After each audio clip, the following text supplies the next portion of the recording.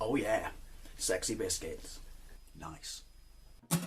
Long boy clothes, 1975. A YouTuber's on the rise. Reviewing games late at night and sometimes friends used to bug me. Long boys clothes, 1975.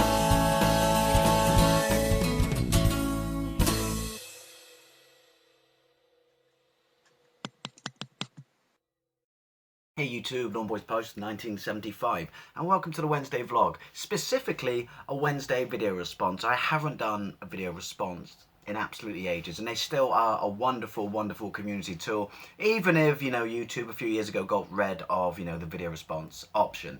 Now, I'm doing a video response to my good friend Xander Skullion. I'll put a link to his channel in the doohickey down below. I really, really do recommend you go and check out his channel. Not only is he the co-host of an amazing podcast, but also he's just a great community-based channel. He asks great questions, he talks about and, you know, discusses great topics. You know, he shows you different things about games you never really thought about to question, hence the fact that I've got to do a video response to this. So really do recommend you go and check him out. Top bloke and a good friend.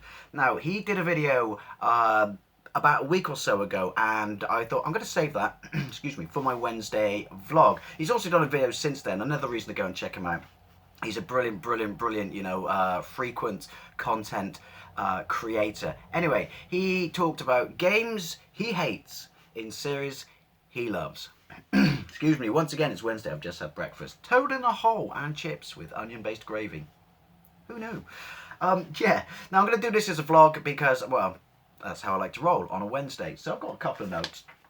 But I'm going to cut in some clips because I got gameplays of these. And yeah, when I saw this video, again, excuse me, there was one game that immediately sprang to mind. Now, it's a series that, you know, started off in the arcades, but I want to go old school.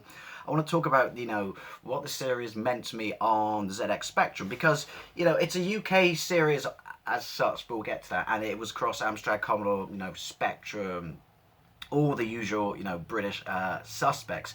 But it began life as an arcade machine by Technos, and it is by many considered to be the sort of precursor, I should say, to Double Dragon. Now, in Japan, it was, excuse me while I butcher this, it was called Neketsu Koha Kunio Kun. It was released in 1986. It's a four-directional beat-em-up where you had to, you know, take down enemies' health. You have a punch and a kick, and it was kind of, you know, unique at the time because you had a couple of screens where you could go backwards or forwards, take down the enemies to a certain number or a certain number of individuals being left, then you would fight a boss. Now, this is the Japanese version, so it's kind of very sort of traditional oriental costumes and backgrounds like that. I'll show you a clip. Alright, looking pretty fly.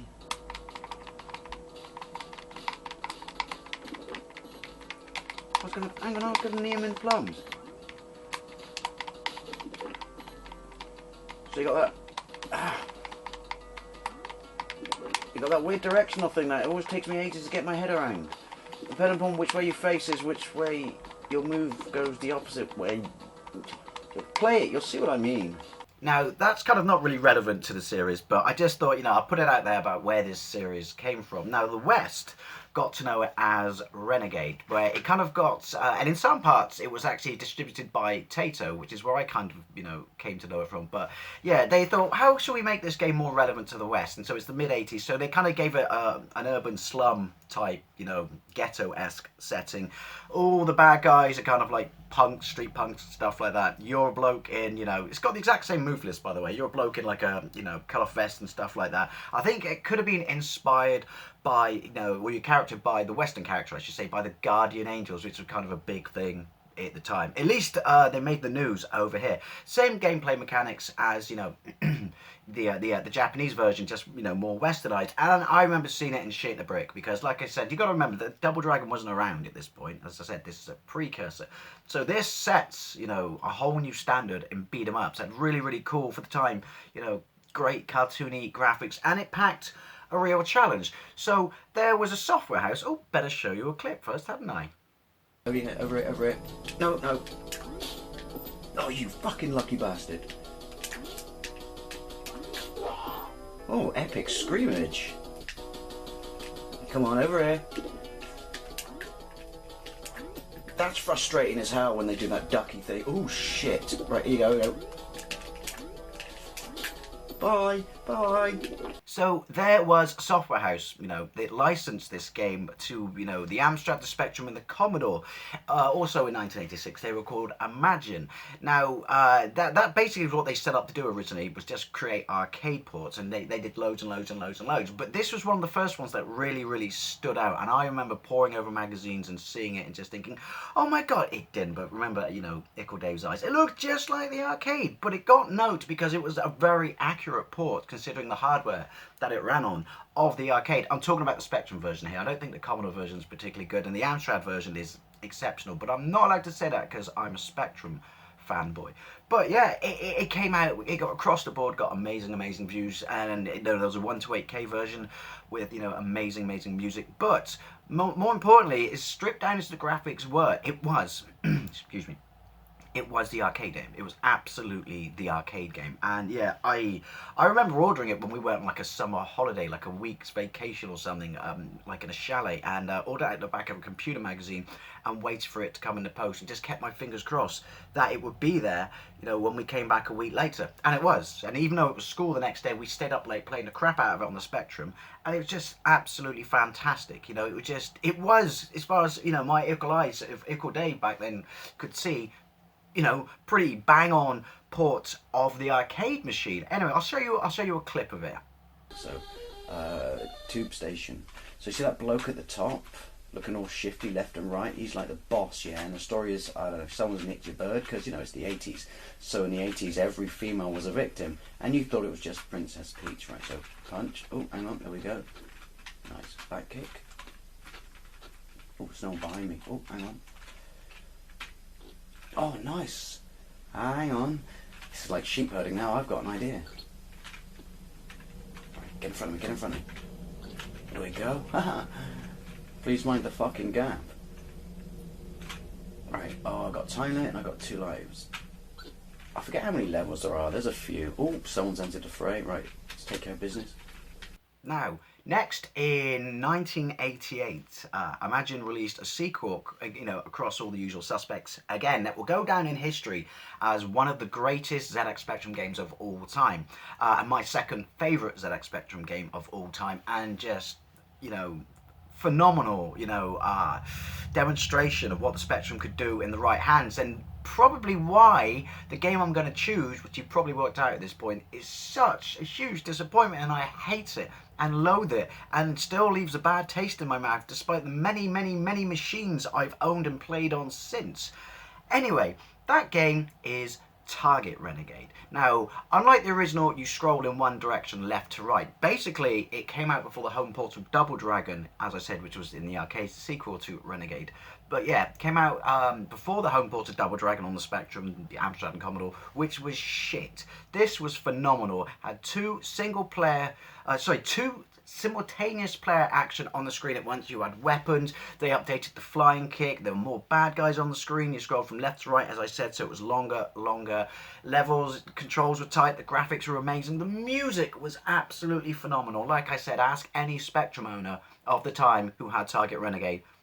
Hey, do you remember Target Renegade? They will chew your ears off on what a fantastic achievement it was. Honest to God, it's one of the greatest games, not just on the Spectrum, but of all time. And it's interesting because there was no arcade version of Target Renegade. When Imagine licensed the original Renegade, they retained the right to make a direct sequel to it. In fact, they retained the right to the name Renegade, as far as I can tell. And yeah, the Amstrad version is amazing. Never actually played the Commodore. Why would I?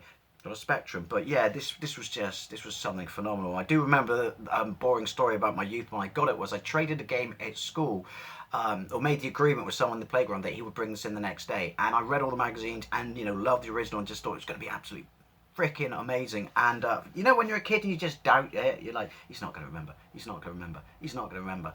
He remembered. I can't even remember what I traded him. I don't care, because it was Target Renegade, and that day at school was so fucking long, unbelievably long. But anyway, I'll show you a clip of this. Right, so the story is, I have no idea what the controls are. Oh, nice. Oh, ow. Your brother Matt gets murdered by a gang, the head of a gang called Mr. Big. You know, kind of like how Mr. Big, the band, murdered music. See what I did there? Right, so I got punchy, right. There we go. Oh, in the plums. Yes, knacker sabotage. Clearly is the fighting style of choice, right? So, dependent upon the way I face, you always face the bad guys, right? I've got a back kick, haven't I? Let's try it. There we go. Oh, in your face. Right, there's 5 stages, aren't there?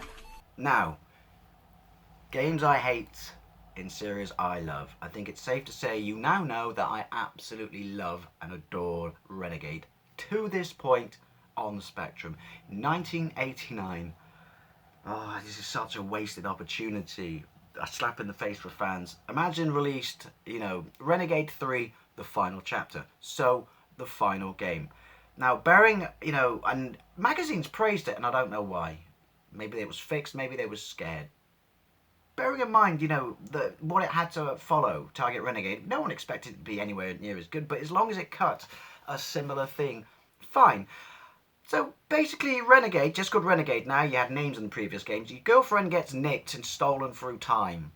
Yeah, I know all video games are fiction or works of fiction, and you could argue that you shouldn't get too worried about the story, but even as a kid, I was like, what do you mean my girlfriend was stolen? And now I have to fight across different stages in time, from prehistoric to future, to get her back.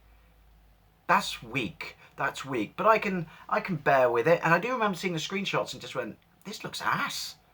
But what about the majestic glory of Target Renegade? What does this look like? And I was pissed off because I saved my pocket money up at this time in part-time jobs to buy it when I could have bought something from my bloody Master System. Actually a Mega Drive at this point. Oh, look at my voice. And yeah, so the first time I fired it up, and you'll get to see it in a minute when I show you, it's just like, this looks shit. This looks nothing like, you know, the previous game. There's no amazing animation, there's no amazing intuitive controls, there's no great sound, there's no fantastic move list.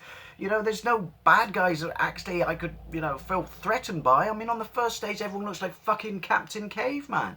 You know, it's relentless, not in the sense that it's a good challenge. It's just relentless and you just get slaughtered. Your jump mechanics are sluggish and bollocks to make it across ravines and things like that. You cannot avoid damage, no matter how good you are. Your moves, like, you're supposed to be a martial art master. You just look like, I don't know, someone punching a football on a Sunday afternoon. Your punches are just ineffectual. You look like Fonz. No disrespect to Fonz, because Fonz was cool, but that's not what I want from Renegade. It was, I don't think I ever got past stage 3. I mean, it's just, how? Why did you take a game that looked so good, sounded so good, played so tight? I don't know if it was a different development team. I know it got slaughtered on all formats, despite the magazines giving it high praise. But you just basically slapped everyone in the face who loved the Renegade series to this point, because it was so good. It was so good. Why would you do this? This was a license to print money. I guess to some degree that's why I'm upset as well, because it should have been and could have been fantastic, and it ended it on a high note. Maybe they called it the final chapter because after they programmed it, they just went, this is fucking bollocks. Oh, I'm distancing myself from this. But yeah, honest to God, this series meant so much to me, and this game was a pile of shit. And if anyone who wrote this game on the spectrum happens to come across this video, unlikely as it is, I want my fucking money back. Still, Ickle Dave wants his $7.99 back, you pricks. Yeah, I cannot get across how disappointed I was. Something that was one of the best looking, most playable games on the system. You know, both of them. Alright, Target Renegade was superior to Renegade, but they were both very playable and good looking in their subsequent, you know, periods when they were made, because there was a gap between them. Into this absolute cashing of shit. When I saw this topic that Xander did, I had to talk about it, because this is a game that still burns in me. Anyway, you think I'm exaggerating? Take a look at this. Right, so your controls are rubbish. I'm no longer like slim and proper martial arts styling and stuff. I look like Fonz. But I do know this, right? You can't jump everything, so you've got to pick specific routes. Between an upper tier and a lower tier, and oh no, Yeah, you missed me, you prick. Can I... Oh. Wow. Really? Graphics are shit. If you look at Target Renegade, oh, you can hear doggy barking. No, piss off. Your entire enemies look like this on pretty much every stage, but it's a collection of what, Captain Caveman? You'd be super shit like that now. And, did I kill him? And Dino from the Flintstones. You can't fall in the holes, although kicking them in the holes is probably the only way to get a quick death, which is possibly what you want. As you can see, my animation has probably as many, frames as Mr. Ben back in the day, although I would argue that Mr. Ben was more, efficient at martial arts than I am. Right, it's terrible. I don't think I ever got past stage 3. Just fuck off, Dino. In fact... There we go. Right. Yeah, I only got time, and that's my lives, bottom right, and that's my health, just to make it really fun and challenging, bottom left. So, yeah. I mean, come on. Come on. Any of you out there who played any of the ports of this, or the other ones, let me know, on the Spectrum, the Amstrad, and Commodore. But yeah, when I saw Xander's, again, link to his video on his channel, Doohickey, down below. When I saw his question, this just sprang to mind. And I know Xander's probably not familiar with the ZX Spectrum and stuff like that, but I just had to talk about this. I just still have such bad feelings towards this behemoth of shite. Anyway, yeah, bit of a departure for the Wednesday vlog, but I just had to talk about this. And as always, thank you very much for watching. I'll see you later.